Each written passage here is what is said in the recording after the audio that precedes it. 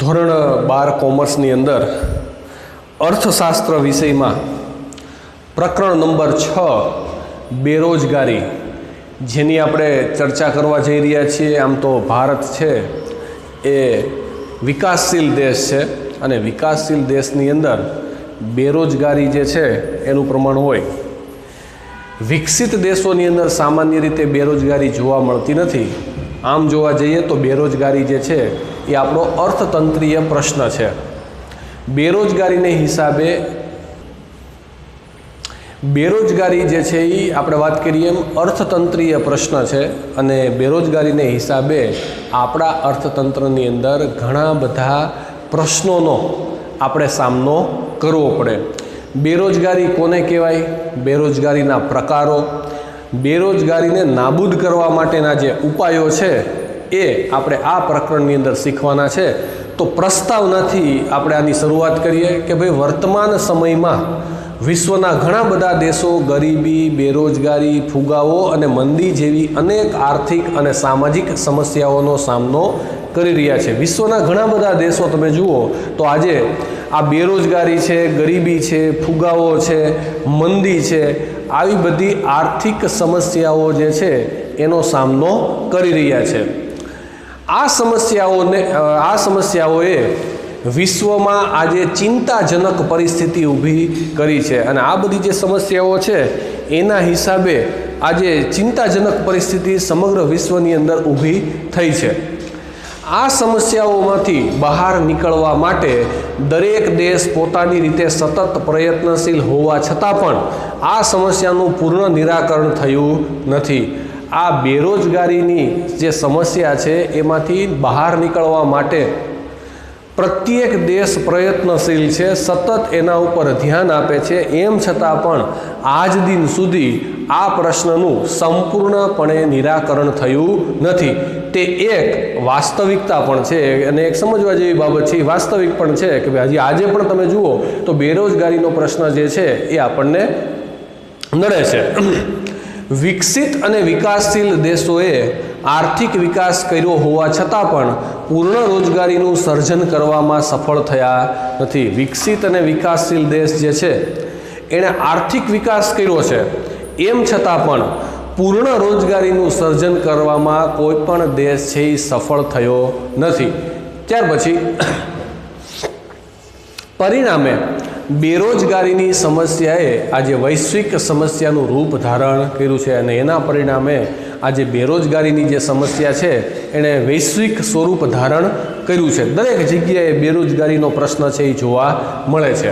ભારતમાં પણ બેરોજગારીની સમસ્યા દીર્ઘકાલીન સમસ્યા છે. અનાદિ કાળથી દીર્ઘકાલીન સમસ્યા છે. ભારત દેશની અંદર ઘણા વર્ષોથી બેરોજગારી જે છે એ ચાલી આવે છે. તેથી જ આયોજનમાં બેરોજગારીની સમસ્યા નિવારવાના ધ્યેયને અગ્રિમતા આપવામાં આવે છે. એટલા માટે ભારત દેશની અંદર આયોજનની અંદર એટલે કે આયોજન પંચ દ્વારા જે પંચવર્ષીય યોજનાઓ તૈયાર કરવામાં આવે એ દરેક પંચવર્ષીય યોજનાની અંદર બેરોજગારીનો પ્રશ્ન જે છે એના ઉપર ભાર આપવામાં આવે છે ને એને જ અગ્રિમતા આપવામાં આવી છે. પરંતુ દેશમાં આર્થિક વિકાસ થયો હોવા છતાં બેરોજગારીની સમસ્યા ઘટવાના બદલે વધતી ગઈ છે. દેશનો આર્થિક વિકાસ થયો છે, દેશ જે છે એની રાષ્ટ્રીય આવક અને માથાદીઠ આવક વધી છે, પણ એની સામે બેરોજગારીનો પ્રશ્ન પણ સતત વધતો રહ્યો છે. બેરોજગારીનું પ્રમાણ ઘટ્યું નથી. તે આપણા આયોજનની મર્યાદા છે અને એક આ મર્યાદા કહેવાય કે ત્રુટિ કહેવાય એ આપણી છે આયોજનની. વિકાસશીલ ભારત દેશમાં એક તરફ ઊંચો વસ્તી વૃદ્ધિનો દર અને બીજી તરફ અપૂરતો આર્થિક વિકાસ થવાને કારણે બેરોજગારીની સમસ્યાએ વધુ ગંભીર સ્વરૂપ ધારણ કર્યું છે. ભારત દેશ છે એ વિકાસશીલ દેશ છે એટલે કે વિકાસના પથ ઉપર જે આપણે આગળ ચાલીએ છીએ. આપણે પૂર્ણ વિકસિત બન્યા નથી.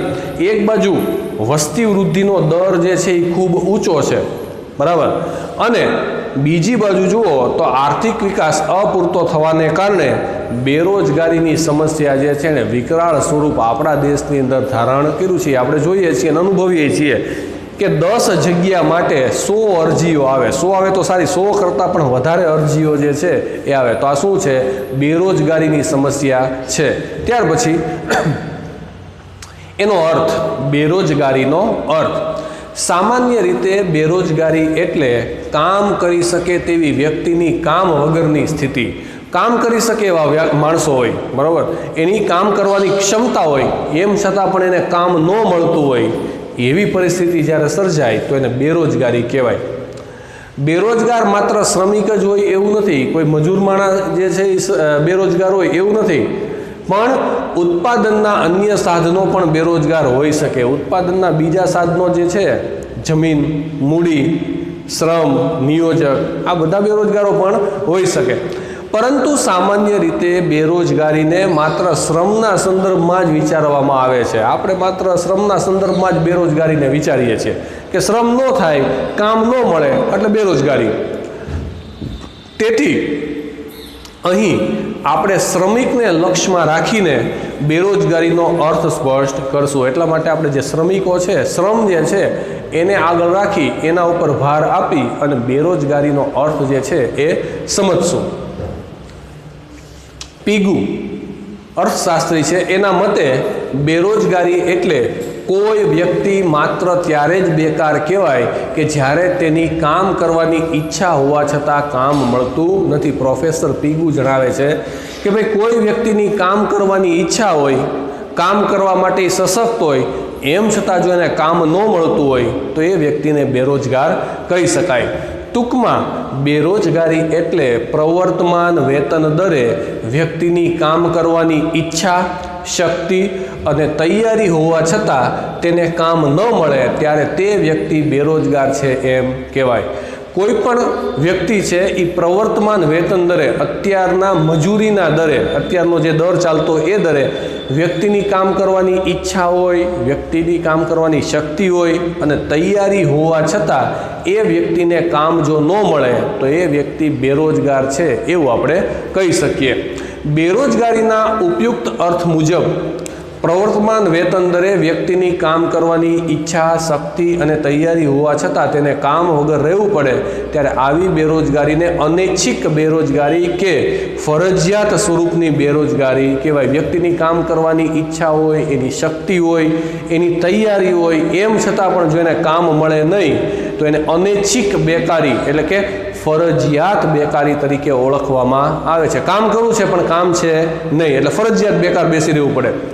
તેવી જ રીતે જો વ્યક્તિની કામ કરવાની ઈચ્છા ન હોય અને એને પરિણામે પ્રવર્તમાન દરે એ વ્યક્તિ કામ વગર બેસી રહે તો એ વ્યક્તિને બેરોજગાર ન કહેવાય. કામ પુષ્કળ પ્રમાણમાં હોય પણ એ વ્યક્તિની કામ કરવાની ઈચ્છા ન હોય, કામ વગર બેસી રહે તો એને બેરોજગારી કહી શકાય નહીં. આવા વ્યક્તિને સ્વૈચ્છિક બેરોજગાર ગણી શકાય. પોતાની જાતે બેરોજગાર થયો છે, સ્વૈચ્છિક બેકાર એને કહી શકાય પણ એને ઐચ્છિક બેકાર કહી શકાય નહીં. આ અર્થ મુજબ બાળકો, વૃદ્ધો, અશક્તો અને પોતાની ઈચ્છાથી કામ વગર બેસી રહેનાર સક્રિય શ્રમ પુરવઠાનો હિસ્સો ના હોવાથી બેરોજગાર ગણાય નહીં. બાળકો છે, વૃદ્ધો છે, અમુક માણસો એવા છે કે એનામાં શક્તિ હોય, એનામાં કામ કરવાની તાકાત હોય પણ એ કામ કરતા હોય નહીં તો એ સક્રિય શ્રમના પુરવઠાનો હિસ્સો નથી, એટલા માટે એને બેરોજગાર ગણી શકાય નહીં. આવી સ્વૈચ્છિક બેરોજગારી એ બેરોજગારીની સમસ્યા નથી. સ્વૈચ્છિક રીતે જે બેરોજગારી ઉદ્ભવે, સ્વૈચ્છિક રીતે કોઈ માણસ કામ વગર બેસી રહે તો બેરોજગારીની સમસ્યા છે નહીં. એ એનો પોતાનો પર્સનલ પ્રોબ્લેમ છે કે ભાઈ કામ મળે છે એમ છતાં એને આળસ થઈ અને કામ કરવું નથી. ત્યાર પછી બેરોજગારીનો ખ્યાલ સક્રિય શ્રમના પુરવઠાના સંદર્ભમાં જ સમજાવવામાં આવે છે. બેરોજગારી જે છે એનો અર્થ એ સક્રિય શ્રમનો જે પુરવઠો હોય ને, જે લોકો કામ કરતા હોય એના સંદર્ભમાં જ સમજાવવામાં આવે છે. સક્રિય શ્રમના પુરવઠામાં સામાન્ય રીતે 15 થી 64 વર્ષની વય જૂથમાં હોય એવી વ્યક્તિઓનો સમાવેશ કરવામાં આવે છે. સક્રિય શ્રમનો પુરવઠો કોને કહેવાય તો કે 15 વર્ષથી 64 વર્ષ વચ્ચેની વ્યક્તિની ઉંમર હોય એવી જ વ્યક્તિઓનો સમાવેશ છે એ સક્રિય શ્રમના પુરવઠામાં ગણવામાં આવે છે. બેરોજગારીના અર્થની સ્પષ્ટતા પરથી કહી શકાય કે અનૈચ્છિક બેરોજગારી કે ફરજિયાત સ્વરૂપની બેરોજગારી જ દેશ માટે સમસ્યારૂપ ગણવામાં આવે છે. અનૈચ્છિક બેકારી, સ્વૈચ્છિક નહીં, અનૈચ્છિક બેકારી કે બેરોજગારી છે એ જ દેશ માટે સમસ્યારૂપ ગણવામાં આવે છે. પોતાની જાતે બેસી રહી તો એ સમસ્યા નથી, પણ એની ઈચ્છા છે ને કામ મળતું નથી તો એ બેરોજગારીનો પ્રશ્ન છે.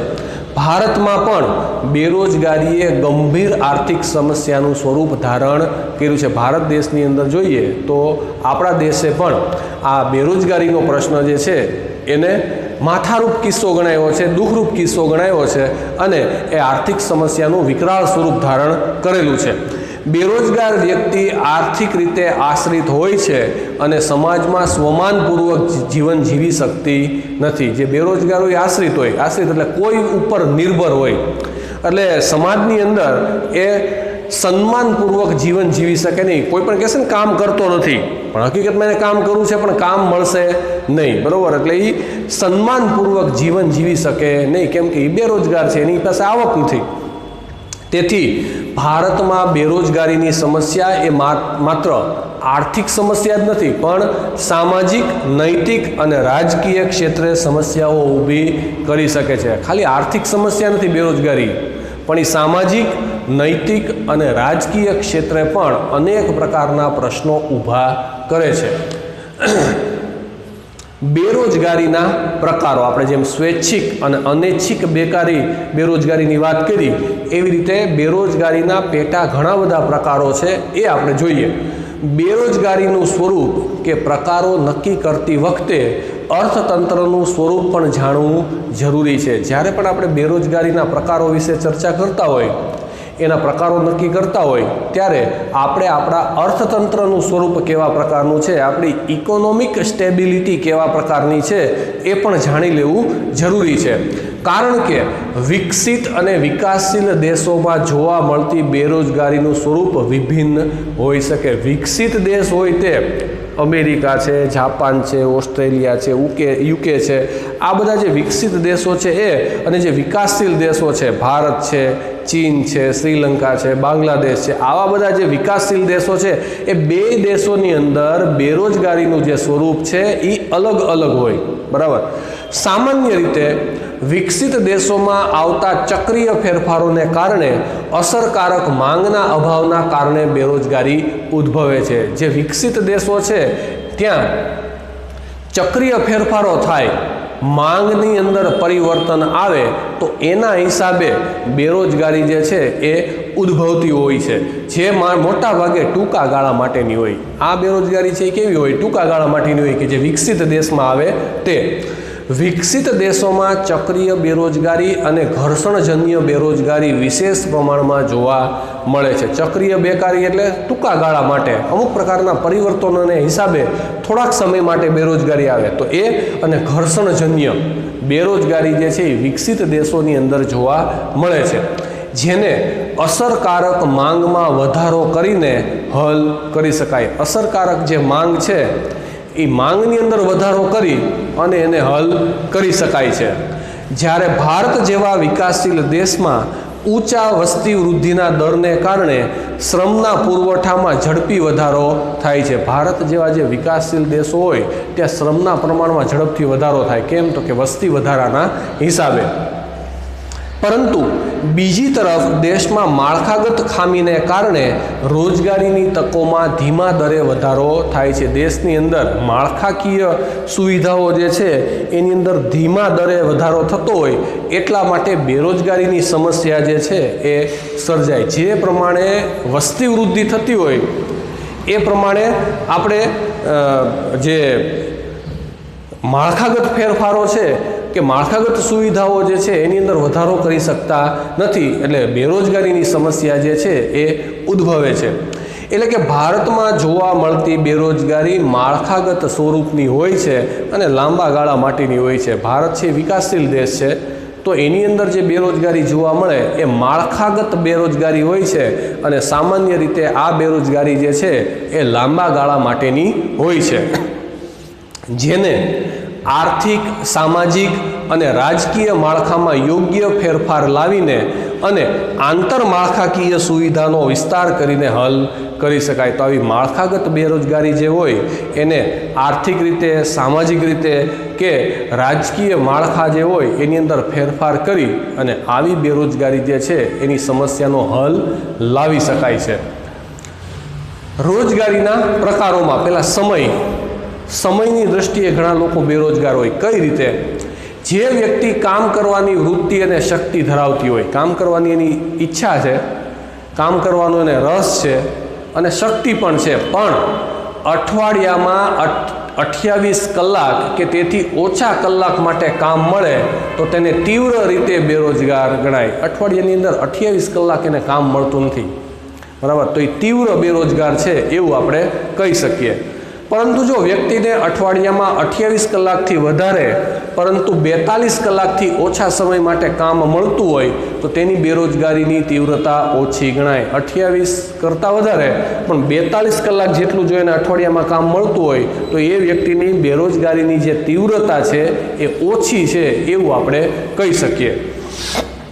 આવક, વ્યક્તિને કામમાંથી એટલી ઓછી આવક મળતી હોય કે જેથી તેની ગરીબી દૂર ન થઈ શકે તો તે આવકની દ્રષ્ટિએ બેરોજગાર ગણાય. પોતાની જીવન જરૂરિયાતની ચીજ વસ્તુઓ ખરીદવા માટે જે નાણાંની જરૂર પડે એટલા નાણાં એ કમાઈ શકતો નથી, એટલી એની આવક નથી, તો આવી વ્યક્તિ જે છે એ આવકની દ્રષ્ટિએ બેરોજગાર ગણાય. ગરીબી રેખાની નીચે જીવતા હોય, બરાબર. એ ભારતમાં ગ્રામીણ વિસ્તારમાં આવી બેરોજગારી વિશેષ પ્રમાણમાં જોવા મળે છે. ગામડાઓની અંદર, ભારતની અંદર કે જ્યાં 70% વસ્તી ગ્રામ્ય ક્ષેત્રોની અંદર વસે છે ત્યાં મોટા ભાગે આવકની દ્રષ્ટિએ બેરોજગાર વ્યક્તિઓ છે એ જોવા મળે છે. દાખલા તરીકે કોઈ એક વ્યક્તિને પોતાના પરિવારનું ભરણ પોષણ કરવા માટે એક મહિનામાં ₹30,000ની આવશ્યકતા હોય પણ તે વ્યક્તિ વર્તમાન કામમાંથી ₹15,000 કે તેથી ઓછી જ આવક મેળવી શકતી હોય.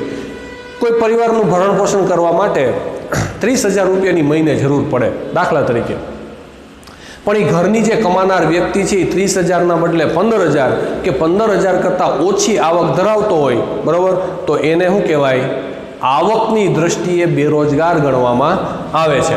ત્યાર પછી સંમતિ, વ્યક્તિ જે કામ કરવા માટેની લાયકાત ધરાવતો હોય પરંતુ તે લાયકાત પ્રમાણેનું કામ તેને ન મળતું હોય એવા સંજોગોમાં પોતાની લાયકાત કરતાં ઓછી લાયકાતવાળું અન્ય પ્રકારનું એને કામ સ્વીકારવું પડે છે, પરંતુ આ પ્રકારના કામથી તેની ઓછી આવક પ્રાપ્ત થતી હોવાથી તે અર્ધ બેરોજગાર કહેવાય છે. પોતાની લાયકાત, પોતાની આવડત અને પોતાની કુશળતા પ્રમાણેનું જે વ્યક્તિને કામ ન મળતું હોય અથવા તો પોતાની લાયકાત કરતાં ઓછી લાયકાતવાળું જે કામ છે એને કરવું પડતું હોય તો એને અર્ધ બેરોજગાર કહેવામાં આવે છે. દાખલા તરીકે CAની ડિગ્રી મેળવેલ વ્યક્તિએ ક્લાર્ક તરીકે કામ કરવું પડે. ડિગ્રી ભાઈ પાસે CAની છે પણ એને કામ ક્લાર્ક તરીકે કરવું પડે તો એ અર્ધ બેરોજગાર છે એવું આપણે કહી શકીએ, કારણ કે એની લાયકાત છે એ ચાર્ટર્ડ એકાઉન્ટન્ટની છે પણ એ લાયકાત કરતાં ઓછું કામ એને મળે છે. પછી ઉત્પાદકતા, શ્રમિકની વાસ્તવિક ઉત્પાદકતા જે હોય તે કરતાં તે વ્યક્તિ હાલ ઓછી ઉત્પાદકતાએ કામ કરતો હોય તો ઉત્પાદન તેની શક્તિ કે ઉત્પાદકતા કરતાં ઓછું હશે. કોઈ શ્રમિકની જે ઉત્પાદકતા છે કે એની જે કામ કરવાની શક્તિ છે એના કરતાં વ્યક્તિ ઓછી ઉત્પાદકતાએ કામ કરતો હોય તો ઉત્પાદન તેની શક્તિ કે ઉત્પાદકતા કરતાં ઓછું હશે. એની જે આવડત છે, એની જે શક્તિ છે એના કરતાં એનું ઉત્પાદન જે છે એ ઓછું હશે. દાખલા તરીકે કોઈ એક વ્યક્તિ એક દિવસમાં 20 મીટર કાપડ બનાવી શકવાની ક્ષમતા ધરાવે. એક વ્યક્તિ છે 20 મીટર કાપડ વણી શકે એવી એની ક્ષમતા છે, પણ તેને 10 મીટર જ કાપડ બનાવી શકે એટલું જ એને કામ મળે. એની તાકાત 20 મીટરની છે પણ એને કામ કેટલું મળે છે? 10 મીટર જેટલું જ. તો આ વ્યક્તિ જે છે એ ઉત્પાદકતાની દ્રષ્ટિએ બેરોજગાર છે એવું આપણે કહી શકીએ. ઉપયુક્ત માપદંડ પ્રમાણે બેરોજગારીના પ્રકારો આ પ્રમાણે પાડી શકાય. આ બધા જે છે એના માપદંડ છે, આવકની દ્રષ્ટિએ, સમયની દ્રષ્ટિએ, સંમતિની દ્રષ્ટિએ, ઉત્પાદકની દ્રષ્ટિએ. હવે એની આ બધાના આધારે ફરી પાછા બેરોજગારી જે છે એના આપણે પ્રકારો પાડી શકીએ. કઈ રીતે? સંપૂર્ણ બેરોજગારી પહેલું છે, સંપૂર્ણ બેરોજગારી. કોને કહેવાય? જે વ્યક્તિઓ પ્રવર્તમાન વેતનના દરે રોજગારી મેળવવા માગે છે અને જરૂરી લાયકાત પણ ધરાવે છે, પરંતુ તેમને બિલકુલ રોજગારી ના મળતી હોય તો તેઓ સંપૂર્ણ બેરોજગાર કે ખુલ્લા બેરોજગાર કહેવાય. અત્યારના પ્રવર્તમાન વેતન દરે કોઈ વ્યક્તિ છે એ રોજગારી મેળવવા માગે છે, પરંતુ એની લાયકાત જે છે એ લાયકાત પણ છે, એ લાયકાત ધરાવે છે, પરંતુ એને એની લાયકાત પ્રમાણે એક પણ પ્રકારનું કામ એને મળતું નથી, બિલકુલ એને રોજગારી મળતી નથી. તો આવા પ્રકારની જે બેરોજગારી છે એને સંપૂર્ણ બેરોજગારી કે ખુલ્લી બેરોજગારી તરીકે ઓળખવામાં આવે છે. કામ કરવાની ઈચ્છા છે, એની શક્તિ છે, એનામાં લાયકાત છે, એનામાં આવડત છે, એમ છતાં પણ એને જરા પણ કામ મળતું નથી, એટલે સંપૂર્ણ બેરોજગાર છે એવું આપણે કહી શકીએ. સામાન્ય રીતે જે દેશમાં શ્રમનો પુરવઠો ઝડપથી વધતું હોય અને શહેરીકરણની પ્રક્રિયા પણ ઝડપી હોય ત્યાં આવી સંપૂર્ણ બેરોજગારીનો વૃદ્ધિ દર વધારે જોવા મળે છે, એટલે ઊંચો જોવા મળે છે. ભારત છે વિકાસશીલ દેશ છે. આપણા દેશની અંદર શ્રમના પુરવઠામાં ઝડપથી વધારો થાય છે વસ્તી વધારાના હિસાબે. એ ઉપરાંત શહેરીકરણની પ્રક્રિયા પણ ઝડપી થાય છે. શહેરીકરણ કે લોકો ગામડામાંથી શહેરો તરફ કૂચ કરે છે, આગળ વધે છે. તો આવી જગ્યાએ આવા દેશોની અંદર સંપૂર્ણ બેરોજગારી જે છે એનું પ્રમાણ તમને વધારે જોવા મળે છે. આ પ્રકારની બેરોજગારી ગામડા કરતાં શહેરોમાં વધુ જોવા મળે છે. કેમ? તો કે ગામડામાંથી લોકો શહેરોમાં જાય છે અને શહેરોની અંદર આવી બેરોજગારી જોવા મળે છે. જેમાંના મોટા ભાગના ખુલ્લા બેરોજગારો ગામડામાંથી શહેરોમાં કામની શોધમાં આવેલા વ્યક્તિઓ હોય છે. મોટા ભાગના જે ખુલ્લા બેરોજગારો છે એ ગામડાઓમાંથી શહેરમાં આવ્યા હોય. શું કામ? રોજગારીની તલાશમાં, નોકરી માટે. સંપૂર્ણ બેરોજગારીનો ભોગ સામાન્ય રીતે શિક્ષિતો અને તાલીમ વગરના વ્યક્તિઓ વધુ બનતા હોય છે. આવા સંપૂર્ણ બેરોજગારી જે છે એનો ભોગ કોણ બને? કાં તો જે શિક્ષિત હોય તે, અને જે તાલીમ વગરના વ્યક્તિઓ હોય એ સંપૂર્ણ બેરોજગારીનો ભોગ બને છે. ત્યાર પછી છે સંપૂર્ણ બેરોજગાર વ્યક્તિઓ કામ કરી શકે તેમ હોવા છતાં કામ મેળવી શકતા નથી, પરંતુ આવી વ્યક્તિઓ વસ્તુનો વપરાશ અને ખર્ચ તો કરતા જ હોય. કોઈ વ્યક્તિને કામ નથી મળતું, એમ છતાં પણ એ જે જીવન જરૂરિયાતની જે ચીજ વસ્તુ હોય એનો વપરાશ તો બંધ કરતા નથી. એને ખોરાક જોઈએ એટલે જોઈએ જ, ભલે નહીં કામ કરે કે ન કરે, પણ પોતાનો જીવન નિર્વાહ ચલાવવા માટે એને ખોરાક લેવો પડશે. તેથી તેઓ બોજારૂપ બને છે. એટલે બીજા ઉપર બોજારૂપ હોય, બીજા ઉપર શું હોય? ભારણરૂપ હોય, અને ઉત્પાદકતા ઘટવાનું કારણ પણ બને છે. અને ઉત્પાદકતા જે ઘટે એના માટેનું કારણ પણ એ જ હોય છે. સંપૂર્ણ બેરોજગારીનું પ્રમાણ 15 થી 25 વર્ષની વય જૂથની વ્યક્તિઓમાં વધુ જોવા મળે છે. આ જે સંપૂર્ણ બેરોજગારી છે એનું પ્રમાણ તમને 15 વર્ષની વ્યક્તિથી લઈ 25 વર્ષની જે વ્યક્તિ હોય ત્યાં વધુ જોવા મળે છે. સંપૂર્ણ કે ખુલ્લી બેરોજગારીનો આંક આધારભૂત રીતે મેળવવો મુશ્કેલ હોય છે, છતાં પણ તેને માપવાની 3 પદ્ધતિઓ પ્રચલિત છે. સંપૂર્ણ બેરોજગારી કે ખુલ્લી બેરોજગારી, એને તમે સંપૂર્ણપણે માપી શકો નહીં. એને માપવા માટે ની જે પદ્ધતિઓ છે એ મુખ્યત્વે 3 છે. એ 3 પદ્ધતિઓ જે છે એ કઈ છે એ અહીંયા તમને આપેલી છે. એમાં પહેલી, રોજગાર વિનિમય કેન્દ્રમાં થયેલ નોંધણી દ્વારા. રોજગાર વિનિમય કચેરી હોય, તમારી પાસે જેવી લાયકાત હોય એ લાયકાત પ્રમાણે તમે તમારા ડોક્યુમેન્ટ સાથે રોજગાર વિનિમય કચેરીમાં નોંધણી કરાવેલી હોય. હવે રોજગાર વિનિમય કચેરીમાં જે તમે નોંધણી કરાવેલી હોય એના આધારે ખબર પડે કે કેટલા લોકો સંપૂર્ણ બેરોજગાર છે. બીજું છે શ્રમના પુરવઠાના સેમ્પલ સર્વે દ્વારા, નેશનલ સેમ્પલ સર્વે દ્વારા જે સર્વે હાથ ધરવામાં આવે એના દ્વારા પણ, શ્રમના પુરવઠા દ્વારા પણ આપણે જાણી શકીએ કે હવે સંપૂર્ણ બેરોજગારી કેટલી છે, અને ત્રીજું વસ્તી ગણતરીના આંકડા દ્વારા વસ્તી ગણતરી કરવામાં આવે એના આધારે પણ આપણને ખબર પડશે કે કેટલા લોકોને બેરોજગારી છે, કેટલા લોકો બેરોજગાર છે, સંપૂર્ણ બેરોજગાર છે, એના આધારે ગણી શકાય. હવે પછીનો આગળનો જે ભાગ છે એ પછીના લેક્ચરની અંદર આપણે આગળ વધારશું.